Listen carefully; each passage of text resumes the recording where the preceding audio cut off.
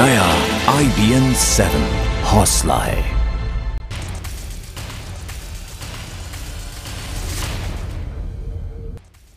4 दिन में आए भूकंप के करीब 66 झटकों से तबाह हो चुके नेपाल में मौत का आंकड़ा 4500 के करीब पहुंच गया। नेपाल के दूर दराज के इलाकों में अभी भी 6000 से ज्यादा लोगों के फंसे होने की आशंका है। अभी तक अकेले काठमांडू में ही 1053 लोगों के मरने की खबर है।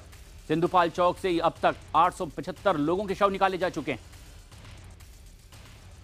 जैसे जैसे मलबा हटाया जाने लगा है, मरने वालों की संख्या और बढ़ने की आशंका जाहिर की जा रही है। नेपाल सरकार ने भी मरने वालों का आंकड़ा 10,000 तक पहुंचने की आशंका जाहिर की है।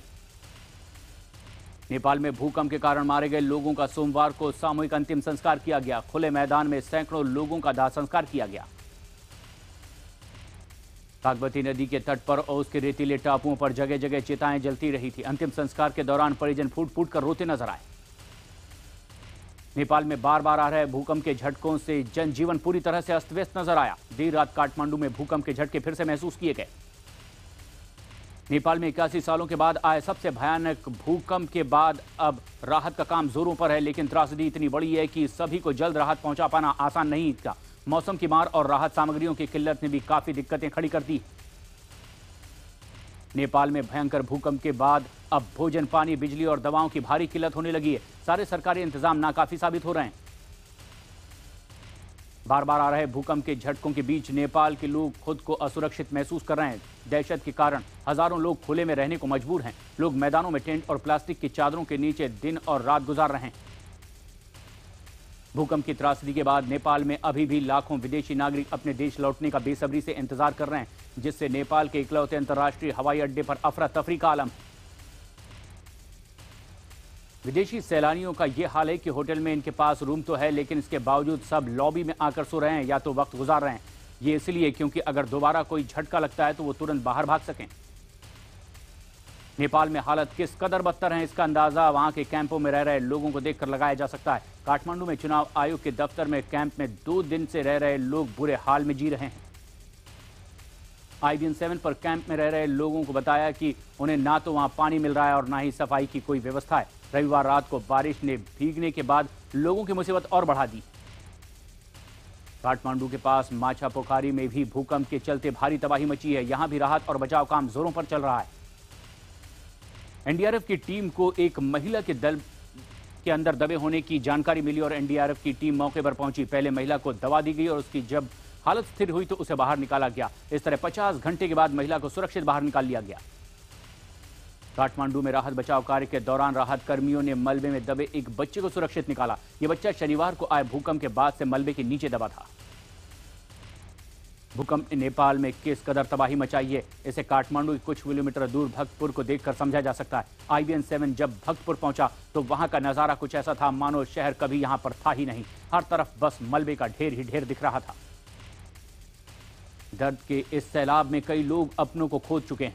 कईयों तक को कोई सुविधा तक नहीं मिल रही। भूकंप की त्रासदी में मार झेल रहे एक बच्ची ने IBN 7 से बात की। बच्ची ने बताया कि उसे 3 दिन से कुछ भी खाने को नहीं मिला। नेपाल को भारत समेत कई देशों ने सहायता दी है। खुद नेपाली आर्मी के जवान मलबा हटाकर शवों को निकालने के काम में जुटे हुए हैं। उम्मीद है कि मलबे के भीतर कोई और जिंदा मिल जाए। जैसे जैसे मलबा हट रहा है, मरने वालों का आंकड़ा भी बढ़ता जा रहा है। काठमांडू में मशीनों की सहायता से बड़े बड़े कंक्रीट के टुकड़ों को काटकर उनके नीचे दबे लोगों की तलाश की जा रही है। भूकंप से प्रभावित नेपाल में भारत सरकार के राहत बचाव अभियान ने और तेजी पकड़ ली है। विदेश सचिव S जयशंकर ने बताया है कि भारत ने मदद के लिए और ज्यादा राहत सामग्री नेपाल भेजी है। भारत और ज्यादा टेंट और कंबल नेपाल भेज रहा है। इसके अलावा NDRF की 3 और टीमें भी भेजी जा रही हैं। भारत से 4 जगहों से बसें भी नेपाल जा रही है, जिसमें 68 बसें जा चुकी है, जबकि 31 बसें अभी और नेपाल जाएंगी। वहीं एयरफोर्स के 4 और विमानों को राहत और बचाव कार्य में नेपाल भेजा जा रहा है। नेपाल में भूकंप के बाद भारत के अलग अलग राज्यों में भी राहत सामग्री नेपाल के लिए भेजी जा रही है। बिहार और उत्तर प्रदेश से भी कई बसें नेपाल के पोखरा और काठमांडू के लोगों को लाने के लिए निकली है। उत्तर प्रदेश सरकार ने राहत सामग्री से भरे 18 ट्रक नेपाल भेजे हैं। प्रधानमंत्री नरेंद्र मोदी ने भूकंप की त्रासदी पर ट्वीट कर खुद के बजाय उन देशवासियों का धन्यवाद करने को कहा है जो रात दिन भूकंप से पीड़ित लोगों की सेवा में लगे हैं। प्रधानमंत्री ने ट्वीट कर कहा है, मैं उनकी भावनाओं का सम्मान करता हूं, लेकिन असली धन्यवाद तो इस देश की महान संस्कृति का करना चाहिए जो हमें सिखाती है सेवा परमो धर्म। अगर आप किसी का धन्यवाद करना चाहते हैं तो देश की 125 करोड़ जनता का करें जिन्होंने नेपाल के दर्द को अपना समझा और पूरी मदद की। भारत के गृह मंत्री राजनाथ सिंह ने सोमवार को लोकसभा में बयान दिया। राजनाथ सिंह ने बताया कि नेपाल में बड़ी त्रासदी को देखते हुए प्रधानमंत्री नरेंद्र मोदी ने बड़ी तेजी से वहां राहत पहुंचाने के लिए कदम उठाए। गृह मंत्री ने कहा है कि भारत आपदा की इस घड़ी में पूरी तरह से नेपाल के साथ है। भारत में भी भूकंप के असर पर बोलते हुए राजनाथ सिंह ने कहा है कि उन्होंने प्रभावित राज्यों के मुख्यमंत्रियों से बात कर हर संभव सहायता देने का भरोसा दिलाया है। राजनाथ सिंह के मुताबिक उत्तराखंड, बिहार और उत्तर प्रदेश के मुख्यमंत्रियों से भी आपदा के समय तेजी दिखाते हुए लोगों को राहत पहुंचाई। नेपाल और भारत में भूकंप से हुई तबाही पर लोकसभा और राज्यसभा में शोक प्रकट किया गया। लोकसभा में स्पीकर सुमित्रा महाजन ने शोक प्रस्ताव पढ़ा। इसके बाद केंद्रीय मंत्री वेंकैया नायडू ने सभी सांसदों से अपनी 1 महीने की तनख्वाह पीड़ितों की मदद के लिए दान करने का प्रस्ताव रखा। नेपाल में फंसे भारतीयों को निकालने का सिलसिला लगातार जारी है। सोमवार की रात को भी एक एयरफोर्स का जहाज नेपाल में फंसे भारतीयों को लेकर दिल्ली पहुंचा। अब तक करीब 2500 भारतीयों को नेपाल से सुरक्षित निकाला जा चुका है।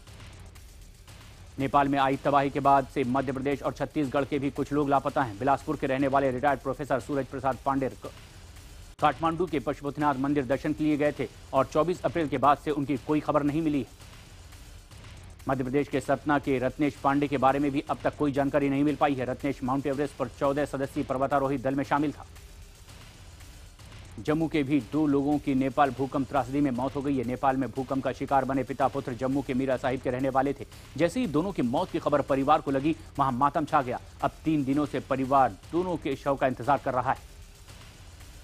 उधर जम्मू शहर के बीचों बीच बसे गोरखा नगर बस्ती में भी मातम पसरा हुआ है। यहां पर 2000 के करीब नेपाली परिवार रह रहे हैं जो नेपाल में आए भूकंप के बाद अपनों की सलामती को लेकर परेशान हैं।